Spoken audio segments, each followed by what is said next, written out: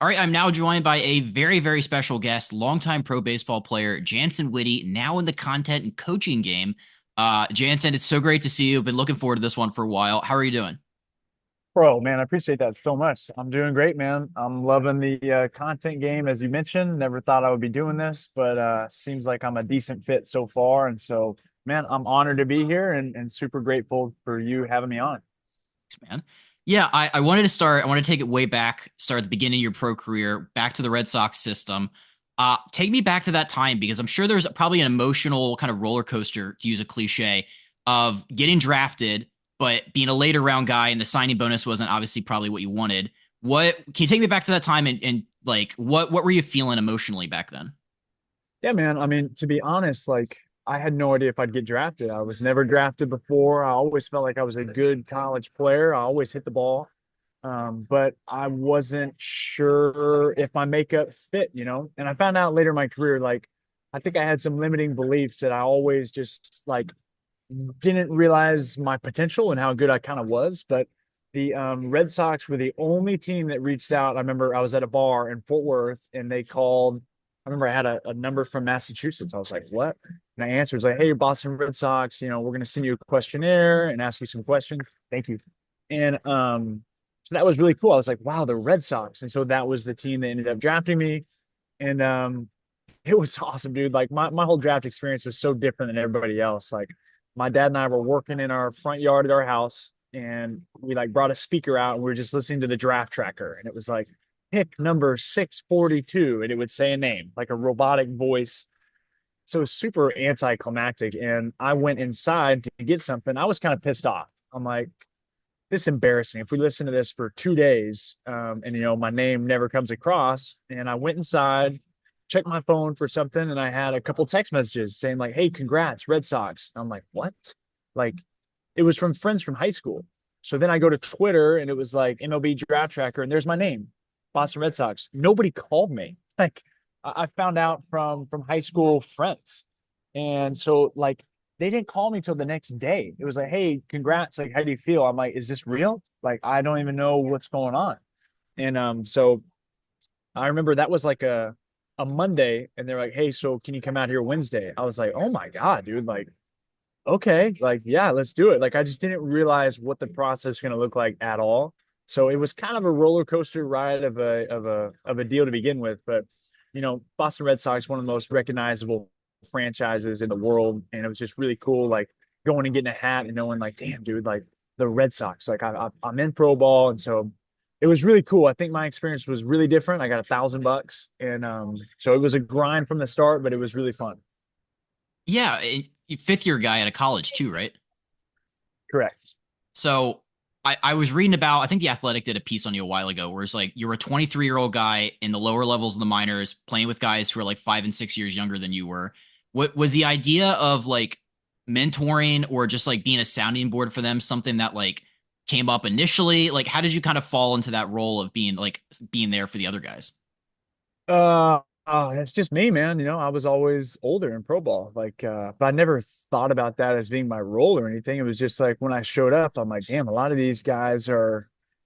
I was just really blessed in college of the coaching and instruction I received and how much work we did on the mental side of things. I had a podcast yesterday with Jake Fraley, and literally for an hour and a half, we talked about the mental game of baseball. And he hired Brian Kane, and that is exactly who I got to work with in college. Kaner worked with TCU Horned Frogs where I went to school, and so I was really blessed. And I found out in pro ball, I'm like, wow, not other people have had this type of practice where we practice failure and we practice, how to, when something goes your way, how to have a release and get back to square one. And so a lot of things are really valuable. I'm like, oh, I think I can help a lot of these guys. Like they're focusing on the wrong stuff.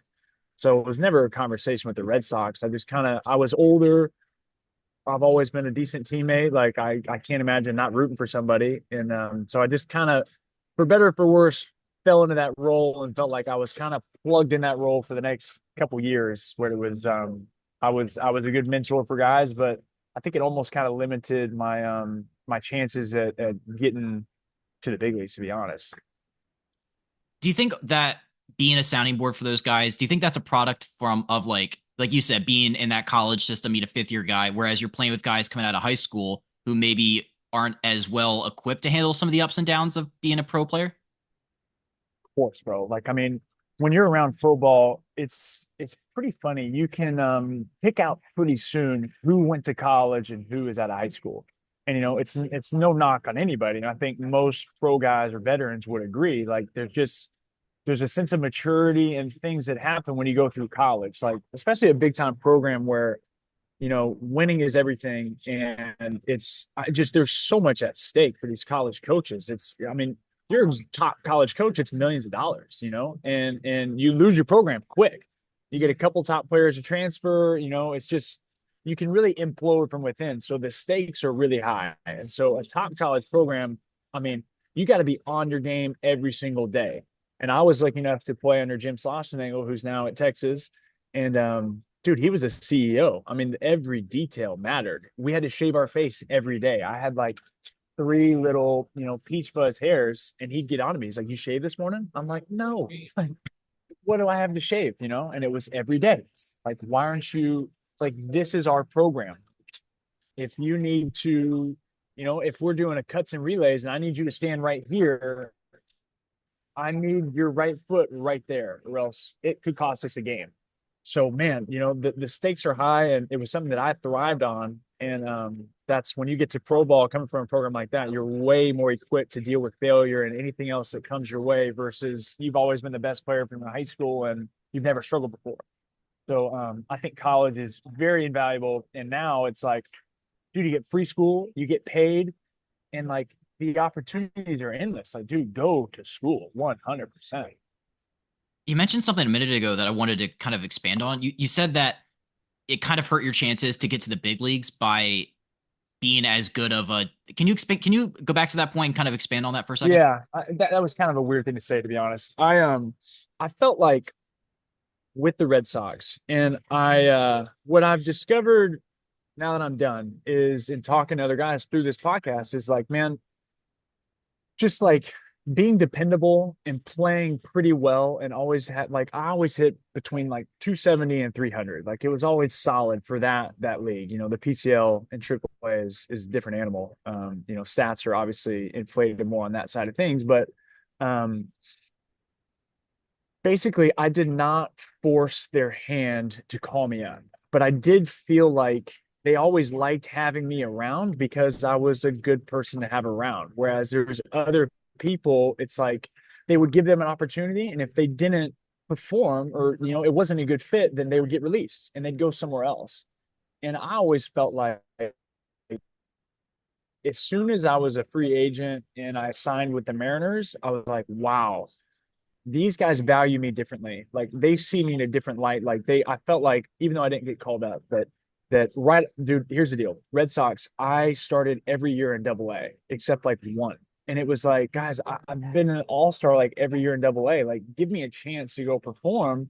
But I felt like the Red Sox, they always told me we like to have guys with big league experience start in a year in AAA. I'm like, well, call me up. Like, you've got everyone else from the Reds and these other organizations. It's like, guys, give somebody a chance. Like, and so I felt like I was just kind of labeled as a minor league guy and a great clubhouse guy. And I felt like as soon as I got out of there, I was seen a little bit in a different light. Like, the Mariners, they told me when I signed, "Hey, you're penciled in as our starting third baseman in AAA." And I was like, wow, that is so huge for me because that was never an opportunity before. And, so I'm extremely grateful to the Red Sox. My old managers and coaches, some of my best friends. Like, it's just relationships that I'll never forget.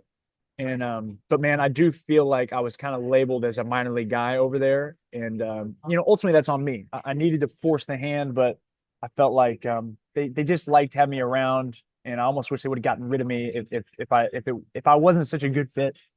That maybe the grass could have been greener somewhere else, but maybe not at the same time.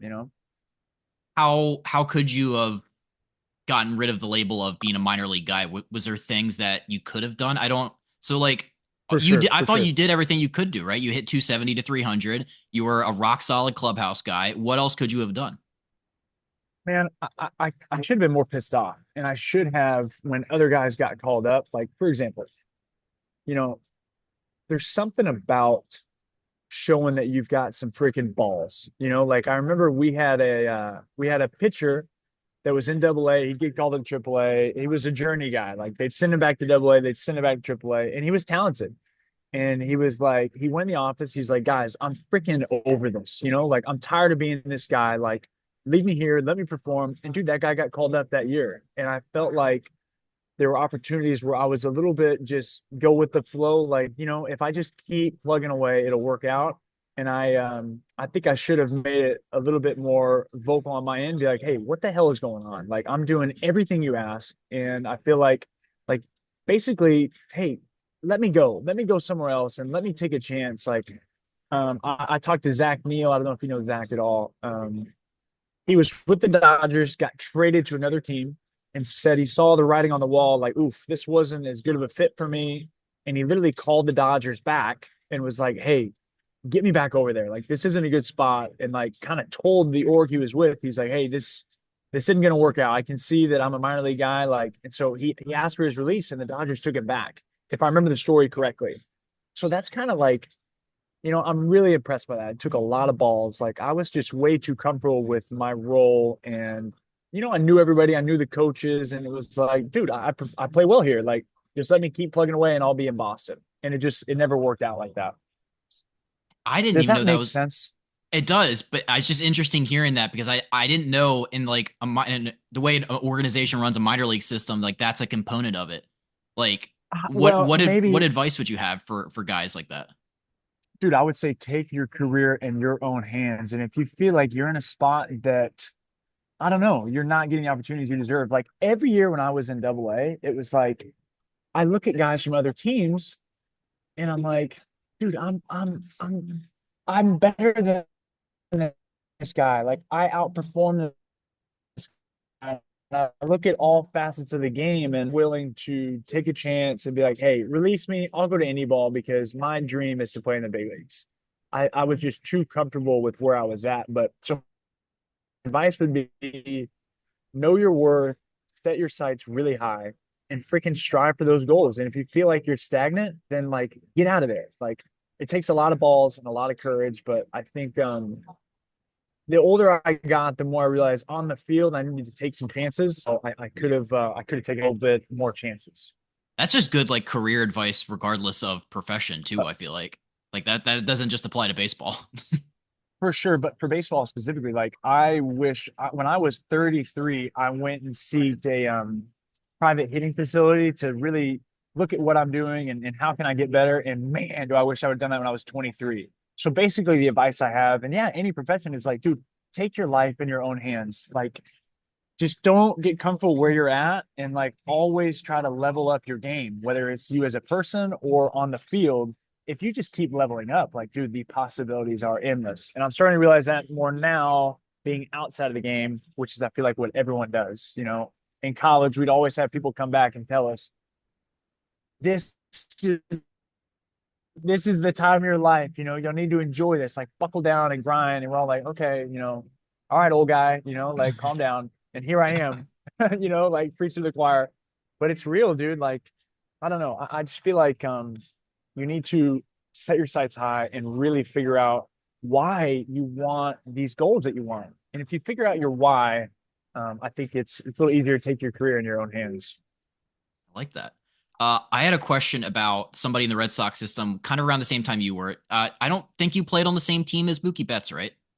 Yeah, he was always one level ahead of me. When I was in low weight, he was in Salem High, but we got to spend time with each other or with each other in the spring training a little bit. And then when he was in the big leagues, I was there for so long. I just had friends that were buddies with him, and so got to know him a little bit.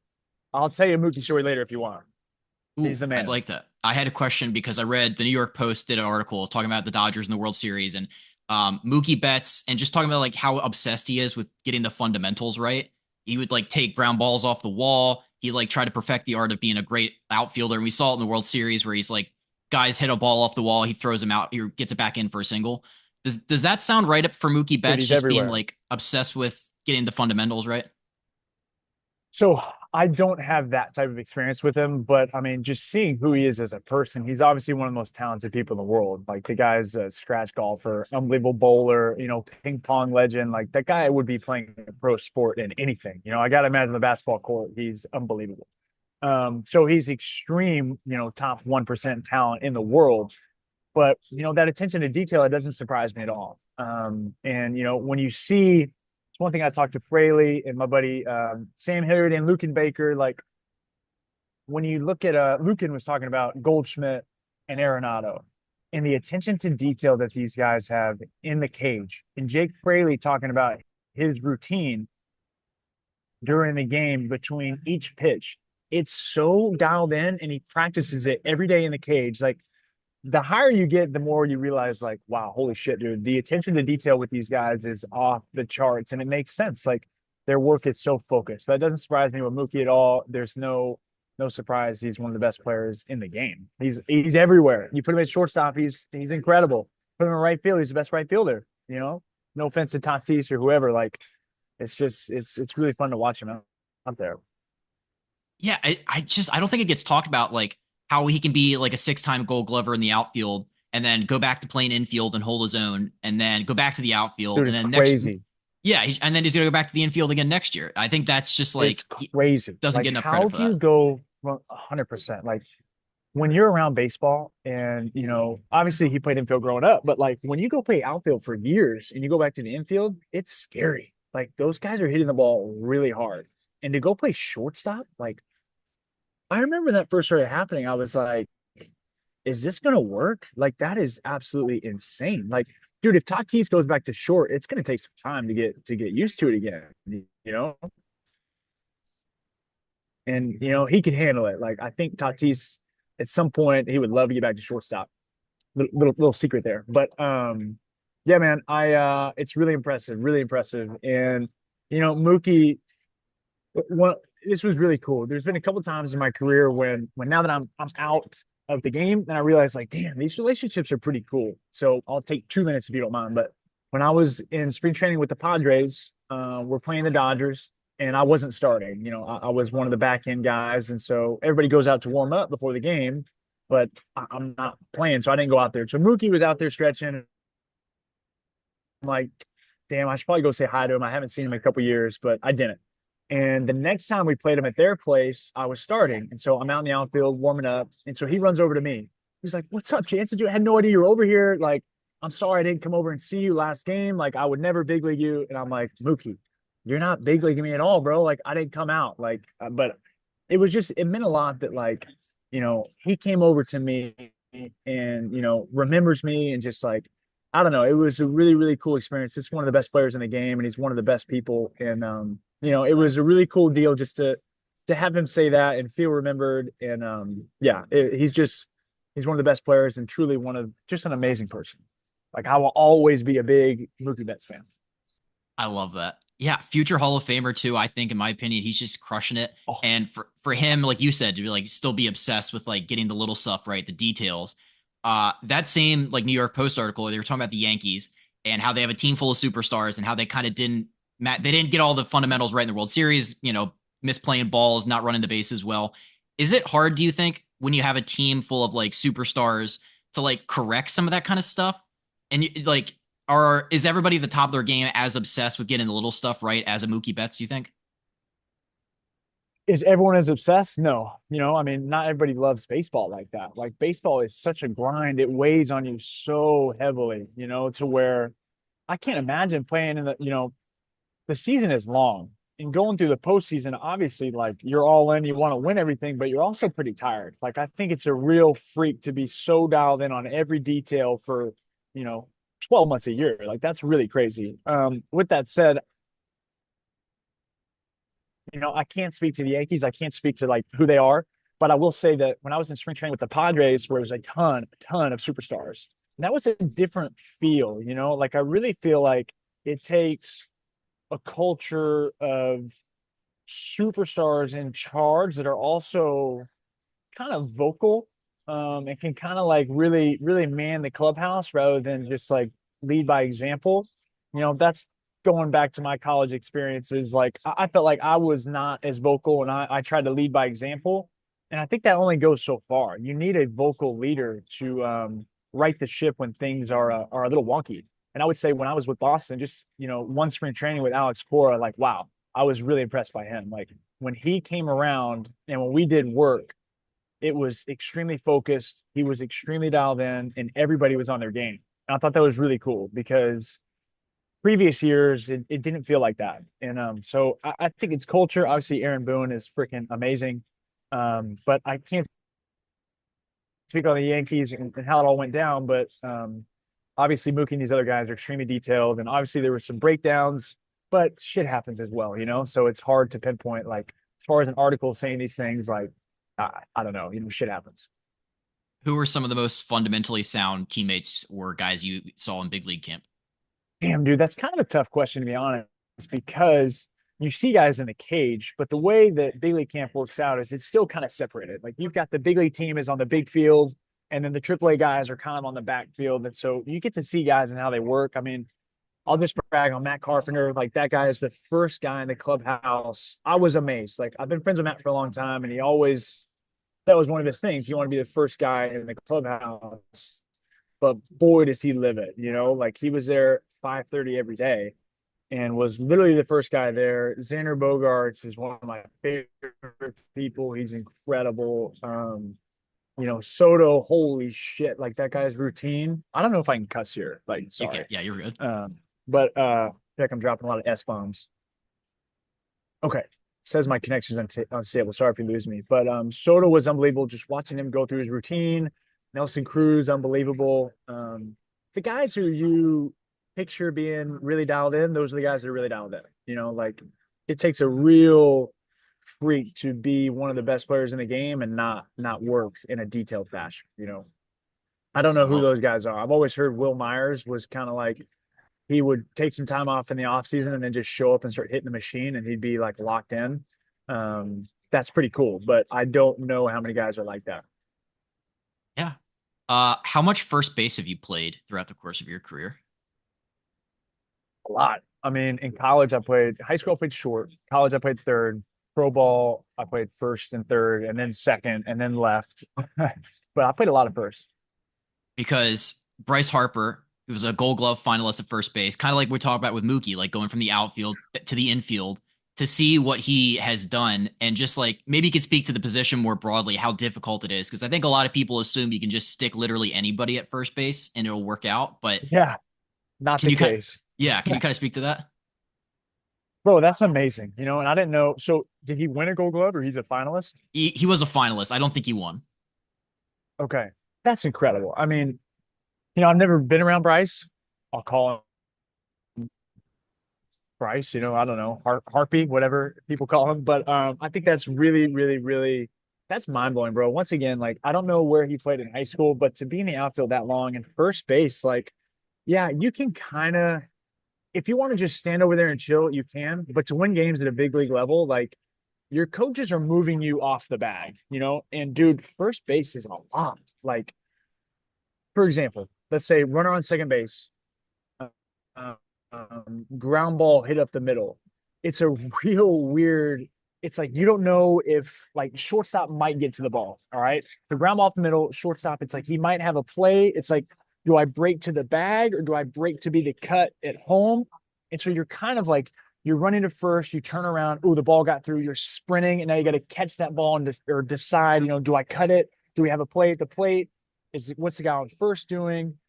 Like there's so many little plays that are very intricate where there's a lot going on. Holding a runner on, you got base runners on first and third. There's a pick to first. This guy at third could take off. Like you get a rundown with the guy on first. You got to watch the guy on third while doing the rundown. Like there's a lot of things as an outfielder when you come in that close to the ball. That's really impressive to just show up and be a Gold Glove finalist. Like, dude, that's crazy. And him catching balls up against the net and dude, picks alone and just your footwork around the base. There's a lot that goes into it. And clearly, that's a ton of hard work he's put in. So, huge props to him. That's seriously amazing. I'm glad you touched on some of the things that like most people don't think about when you watch a good first baseman play. I always think one of the hardest plays for first baseman too is like turning a double play where you're trying to throw around the guy running to second. I feel like Yeah. that's like impossible.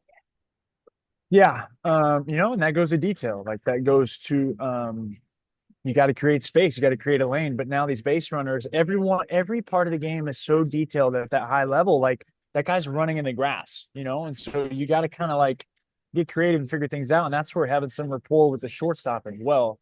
Because I've been on the other side of things where back when the shift was in play, where I'm playing third base and I was at short, ground ball to first, like I'm kind of the guy to turn. And it was always a real uneasy feeling when it's like, oh my God, the first baseman can't throw. So I'm waiting to get the ball and I'm like the ball could be on the inside where I want it to be. He could throw it to the outside. He could hit the runner where you're kind of like, you're basically on defense. And that's a bad feeling. And so having a first baseman, like Nate Lowe or some of these guys that are just, they can whip that thing over really accurate. That's a real bonus to have. We're very much a pro Nate Lowe podcast.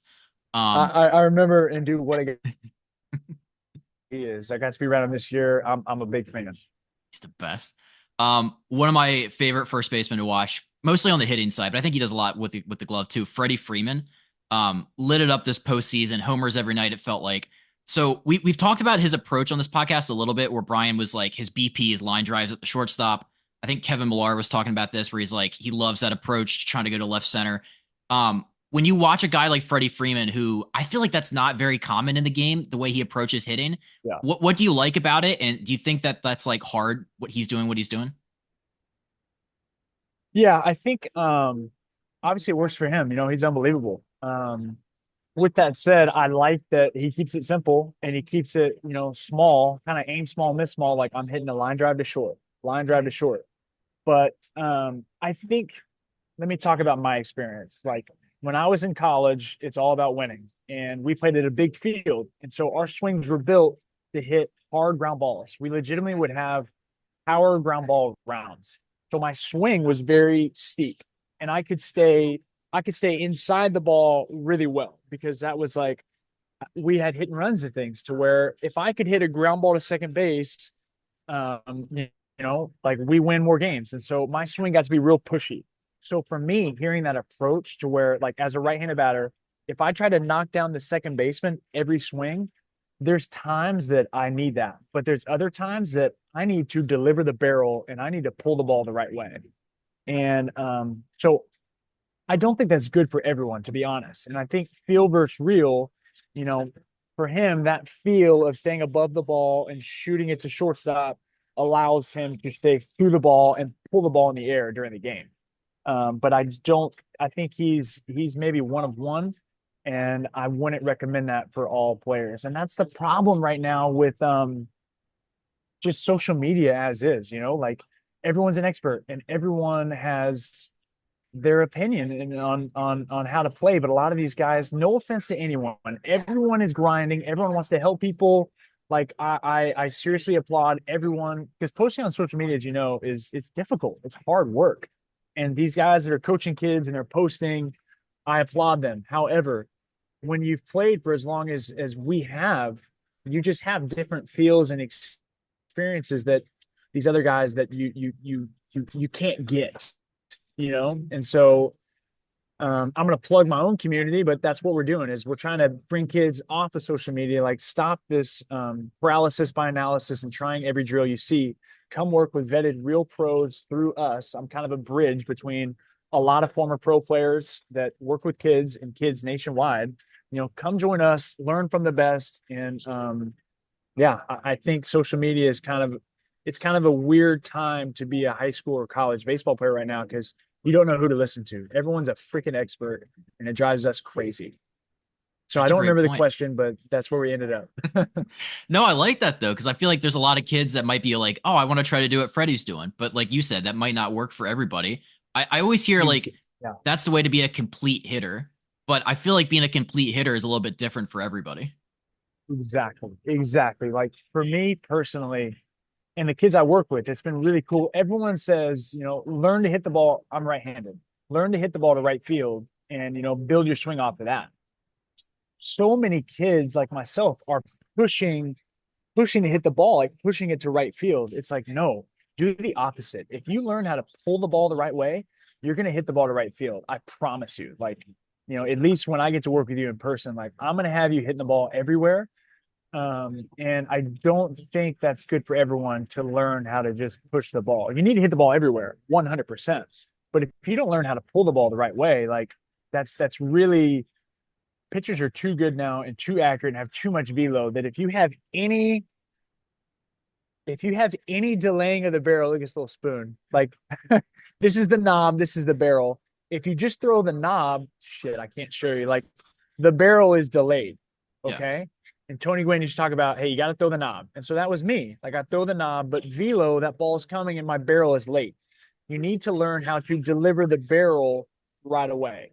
And so that was what was really eye opening for me. And I found when I was 33 years old, and now I'm able to teach these high school kids that are truly like taking off. Shout out to my guys I work with. Like they're getting so good so fast. It's really funny.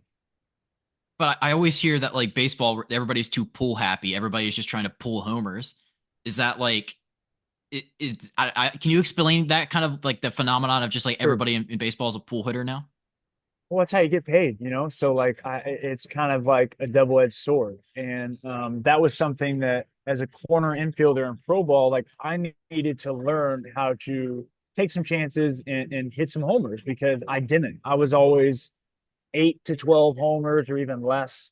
And that didn't really play. Like you can be a good hitter, but you got to drive the ball out of the yard sometimes. Now it's an epidemic. Like these kids are learning launch angle at 10 years old when it's like, guys, like just let them go have fun and hit the ball, play wiffle ball, like learn how to hit the ball everywhere.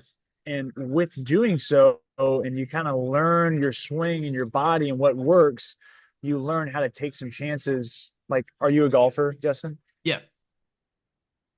Not a good one, but Okay. I am. Yeah. So when you go to the driving range, well, same. And I don't play often, but this is shout out to Brady North, hitting coach with the Rays that taught me this. But and I think Griffey told him this, when you go to the driving range before you play around in golf, like you test out all your clubs. Like you're not gonna go to the tee box without testing your driver. Like you're not. And so kids need to learn how to use every club. Hit the ball to right field, hit the ball to center, knock down the second baseman, knock down the shortstop. But let's take a couple swings to where we're trying to hit the ball far. Because if you don't practice driving the ball out of the yard, like sometimes it's going to show up, but there's other times where you feel really good. This is a good matchup for you.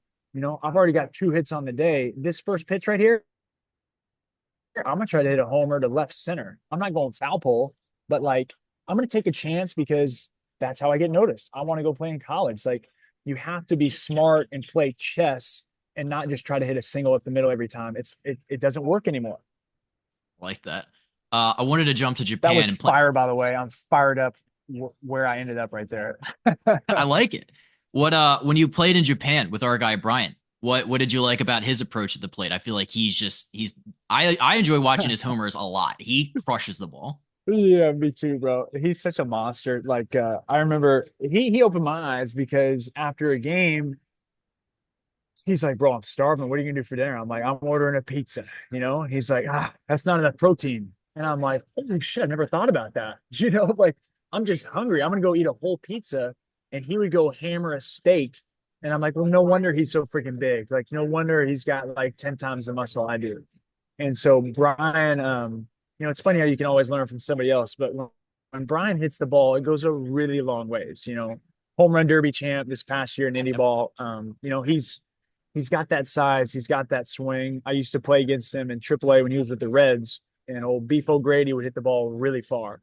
So it's fun to watch. And Brian, if you listen to this, you're an absolute psycho. I'll tell a story about Brian. Yeah. So our manager, Japan is awkward, bro. Like the experience you have with the manager is so different than in the States. Like there's a different hierarchy and the language barrier. He's wearing a mask. Everything's just a little different.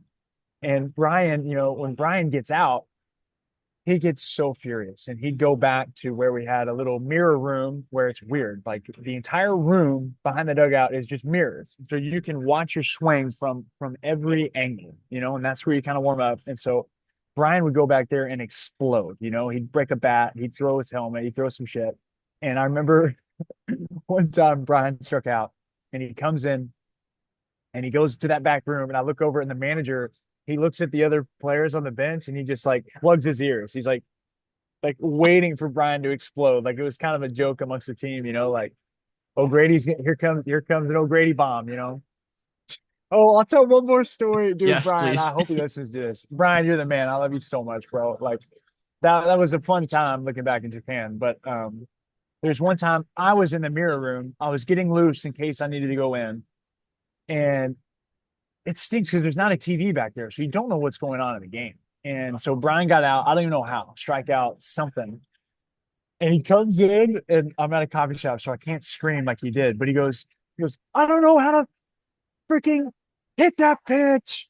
And it was like, okay, it was either a splitter or one of these giant curveballs. It's these things in Japan that we've never seen before. Like these guys throw curveballs that literally go to the moon and somehow it's a strike.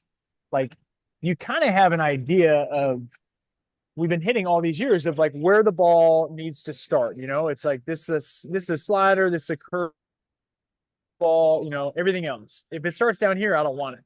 But these curveballs that these Japanese guys throw, it's like you have to like change your eyes. Like they seriously throw them so slow and so high that it takes you totally out of your normal approach with hitting. It's very strange.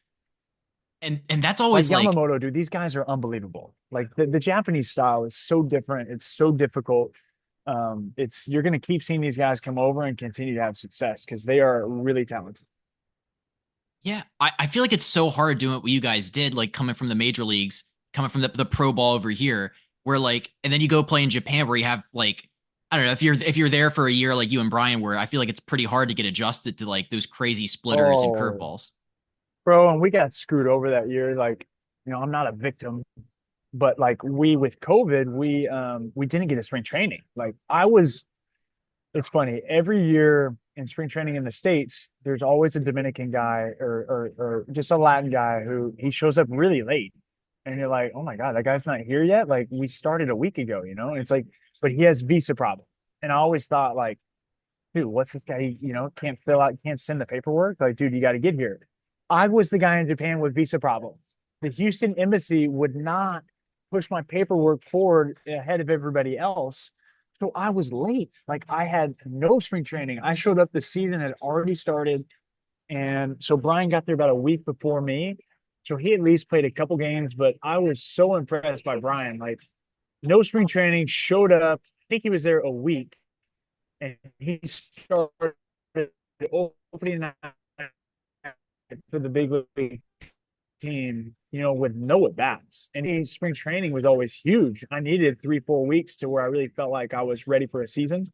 And so I think I had 6 games and then got called over to the big league team and I struggled. Like it was not having a spring training and also seeing this new environment without a spring training was really, really tough. And if I could do it all over again, I don't know, I would find a way to try to get over there and get used to the way things are in Japan. A couple last things for you. Did you play against Sasaki over there? Yeah, Yeah. I faced him. I lined out to first. I can't remember if I struck out, but yeah, I mean, obviously he's the future, but he's not as good as of when I was there as Yamamoto and some of these other guys, like even Senga. But Sasaki, they call him the young Otani. Like he's coming. Like he slide step throwing 102 is pretty crazy, and especially with the splitter, like it's tough. He did me a favor by throwing me a slider. I was like, oh, I've seen one of those before, and I lined out to first. But yeah, he's extremely talented, and the way they work over there, those guys are so strong, so fit. They throw 130 pitches and they're fine. Like it's incredible. I asked because that's like the talk of the offseason now. He's 23 years old. He's probably coming over this winter. So dude throws gas, It's obviously. Do you think exciting. that stuff will play in the big league level? Yeah, I mean, Strasburg had a lot of success for a long time. Like he's just throwing fuel. Like everybody's throwing hard now, but to have an absolute workforce like that from Japan, like I'm telling you, the workload these guys handle is insane. Like they can throw every day. I think our way of doing things in the States with the amount of injuries we have, I don't know for sure, but I feel like the starters in Japan have less injuries, like season ending. And there's something about they literally never stop throwing. Like our system over here, where you go play a full season and then you shut down for a couple months, then start throwing. Like I've heard Scherzer say, "Motion is lotion." Like he's throwing a football when he's not throwing a baseball in the off season. Like he's lubing up. You don't want to lose whatever you got in that wing. And I think we can learn some things from the Japanese guys. So I would say just him coming over as an absolute workhorse and to learn pitch shapes and other things from some of the best coaches in the game in the States. Yeah, like I don't know if he's ready to be Yamamoto status. Like that guy might be one of one, but he's good. Like that. So you did something after you came back from Japan. You linked back up with an affiliated ball team, which I feel like that's the goal from anybody that like plays overseas or even if they're coming from an indie ball. Hard. Yeah, I was going to say, what was that process like? Because obviously, everybody that goes over there, that's the goal is to play for an affiliated team. Yeah, I think I got hooked up. I think having a relationship with Matt Carpenter helped a lot. He was almost a coach when he signed over there, and he had a good relationship with the GM, and we had the same agent, and so I think that helped.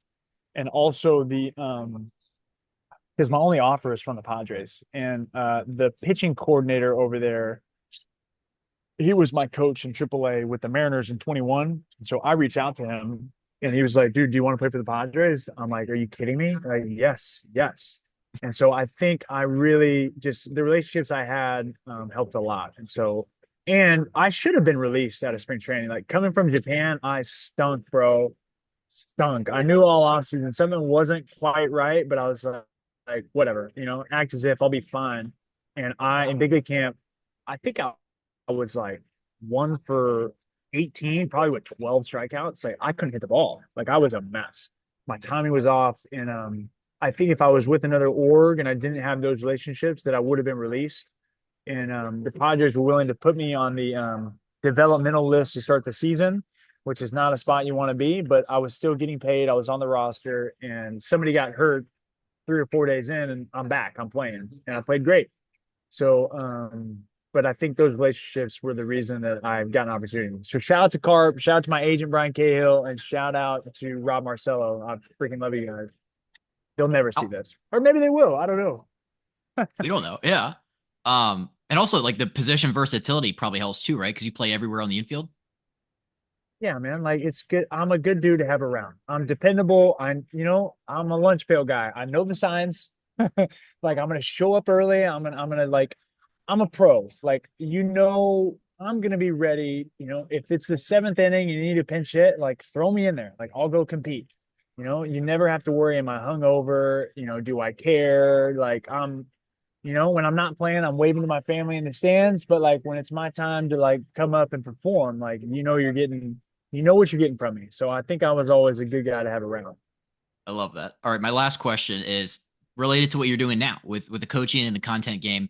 What are some of the key tenets that you're trying to instill in people through the stuff that you're doing now? Man, I think that I saw a quote the other day. I'll see if I can quote it, but the content that you look at like shapes your life basically. And so like if you're not looking at the right things or you're getting distracted all the time, then that's your life. And so I feel like it's kind of multifaceted, but I think you and I are using social media. Most social media is using them. And that's what I want to get across to younger day. Like it's bad for your eyes, it's bad for your mind, it's bad for everything. Like we know this now. So we're trying to create a platform to where it's like, learn about us on Instagram and then get off of Instagram and TikTok and come if you want to get better at baseball, like come learn from pros. And so we've got 70 plus pros right now in a school, SKOOL community. It's free. It'll always be free. And just come and learn from the best. Learn what pros are working on, what they're talking about, what their focus is. And you get to ask them questions. Like you see what they're posting, you can literally ask a question.